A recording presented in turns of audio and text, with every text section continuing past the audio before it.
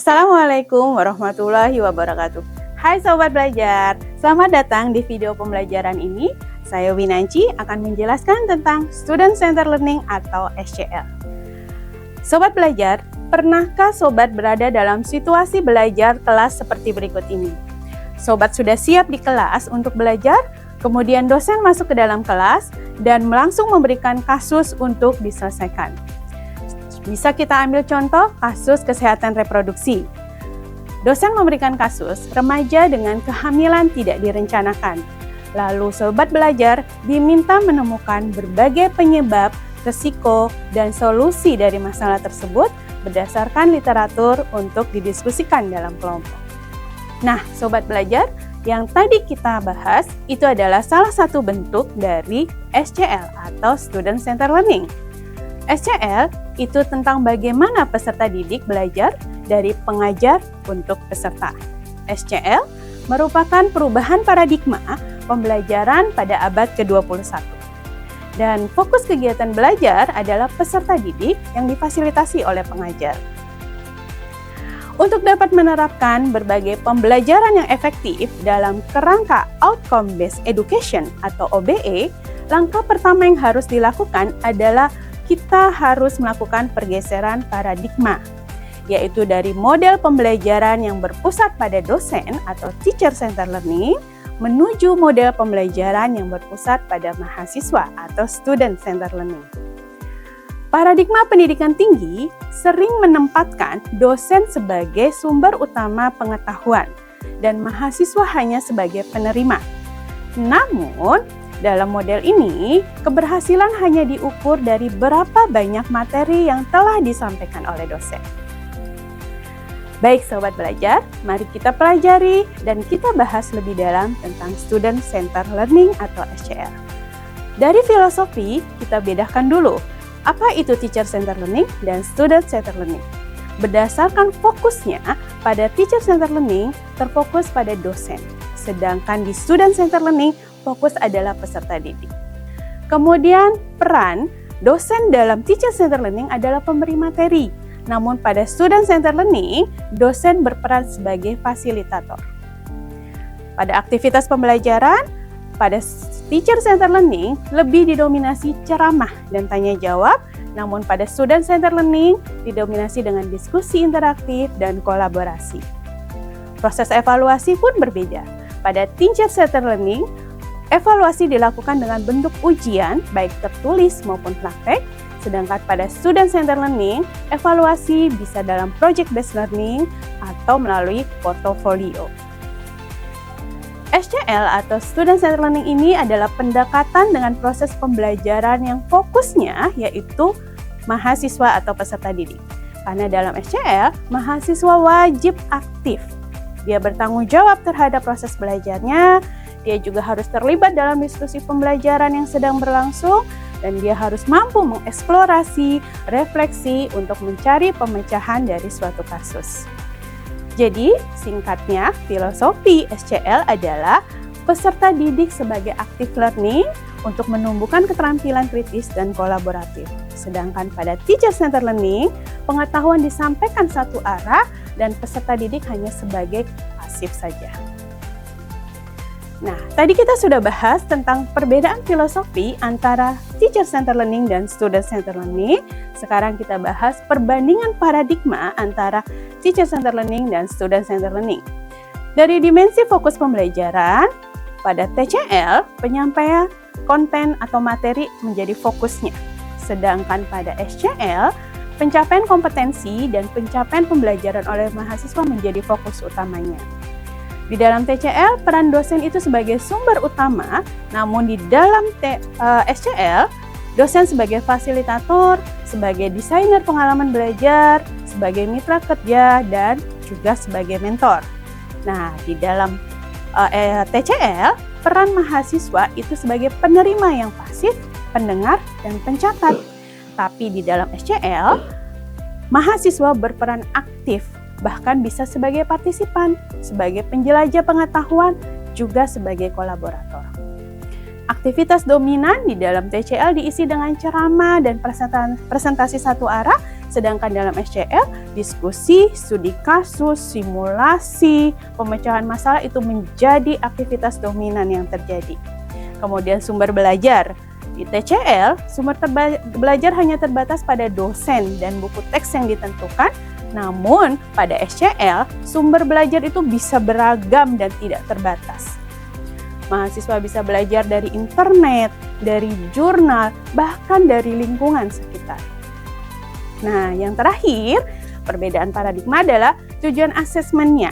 Tujuan asesmen pada TCL itu mengukur daya ingat dan pemahaman saja. Namun pada SCL, mengukur kemampuan menerapkan pengetahuan dan keterampilan yang telah diperoleh. Peran dosen sebagai fasilitator di SCL itu sangat penting. Yang dari awalnya sebagai orang bijak di atas panggung, beralih menjadi pemandu di sisi panggung. Peran baru ini memiliki tantangan yang luar biasa. Di antara peran-peran dosen dalam SCL atau Student Centered Learning diantaranya adalah 1. Sebagai arsitek pengalaman belajar. Dalam hal ini, dosen akan merancang skenario, masalah dan proyek pembelajaran, serta mampu menciptakan lingkungan belajar yang dapat menstimulasi rasa ingin tahu dan mendorong mahasiswa untuk aktif mencari pengetahuan. Peran yang kedua adalah sebagai fasilitator proses belajar. Dalam hal ini, dosen memandu diskusi, mengajukan pertanyaan yang menstimulasi pemikiran kritis, serta mengelola dinamika kelompok dan memastikan proses belajar berjalan menuju pencapaian yang ditargetkan. Adalah membantu mahasiswa mempelajari berbagai informasi dengan merekomendasikan sumber-sumber yang relevan dengan bahan pembelajaran saat ini. Dan peran yang ketiga yaitu sebagai mentor dan pembimbing. Dalam hal ini, dosen memberikan bimbingan individu dan kelompok, membantu mahasiswa mengatasi kesulitan belajar dan mendorong pengembangan diri secara profesional. Dan peran selanjutnya adalah sebagai evaluator formatif. Dosen secara berkelanjutan memberikan umpan balik yang konstruktif untuk membantu mahasiswa memahami kekuatan dan kelemahan dirinya sendiri. Nah, sobat belajar, di antara karakteristik SCL yang paling dominan dan harus ada di setiap proses pembelajaran SCL adalah 1. Aktif. Mahasiswa harus terlibat aktif dalam proses belajar, mengerjakan sesuatu dan berpikir tentang apa yang mereka kerjakan. Yang kedua adalah interaktif. Terjadi interaksi multi arah antara mahasiswa dengan materi, antara mahasiswa dengan dosen, dan antar mahasiswa itu sendiri. Yang ketiga adalah mandiri atau self-directed.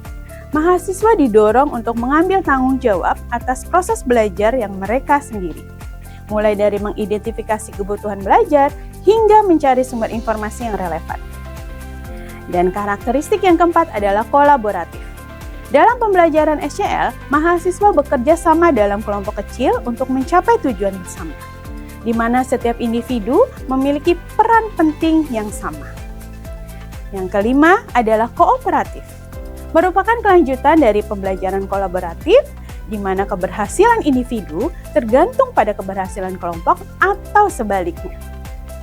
Dan yang keenam adalah kontekstual. Pembelajaran dikaitkan dengan situasi nyata atau dunia nyata yang relevan dengan profesi masa depan mahasiswa. Sobat belajar, keberhasilan implementasi SCL tidak hanya bergantung pada upaya dosen semata, tapi juga memerlukan perubahan budaya dan dukungan institusi yang kuat.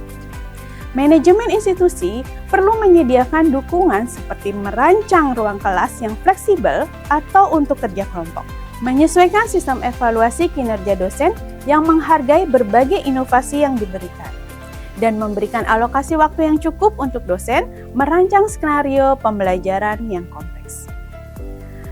Pemanfaatan teknologi merupakan salah satu pilar penting dalam penerapan optimalisasi SCL atau Student Centered Learning di era modern ini. Berbagai contoh teknologi digital yang bisa digunakan dalam SCL contohnya adalah yang pertama, Flipped Classroom. Di sini, mahasiswa bisa mempelajari teori terlebih dahulu, kemudian memanfaatkan waktu tatap muka atau pertemuan di kelas untuk diskusi lebih dalam, untuk pemecahan masalah, atau untuk simulasi dan prakteknya. Yang kedua, forum diskusi asinkron, memfasilitasi diskusi yang mendalam tanpa dibatasi oleh ruang dan waktu. Mahasiswa dapat memberikan argumen yang lebih terstruktur dan reflektif dalam platform ini. Yang ketiga adalah simulasi virtual dan augmented reality. Aplikasi ini memberikan kesempatan bagi mahasiswa tenaga kesehatan khususnya untuk berlatih prosedur klinis atau menghadapi skenario pasien yang kompleks dalam lingkungan yang aman dan terkontrol sebelum akhirnya berinteraksi dengan pasien nyata. Dan yang keempat adalah portofolio digital. Dalam portofolio ini, mahasiswa dapat mengumpulkan bukti-bukti pembelajaran mereka seperti laporan, video praktek, refleksi diri sebagai bahan dosen untuk memberikan umpan balik. Nah, Sobat Belajar, berkaitan dengan studi kasus ya tadi tentang kehamilan remaja yang tidak diinginkan, apakah Sobat Belajar sudah dapat menemukan berbagai penyebab, resiko, dan solusi dari kasus tersebut? Dengan menggunakan SCL, Sobat pasti sudah bisa menemukannya. Itu tadi penjelasan singkat tentang SCL. Ingat Sobat, SCL menciptakan pembelajaran yang aktif, kolaboratif, dan bermakna bagi peserta didik. SCL juga merupakan transformasi dari teaching menjadi fasilitatif. Terima kasih sudah belajar bersama kami. Semoga bermanfaat. Sampai jumpa dan tetap semangat belajar.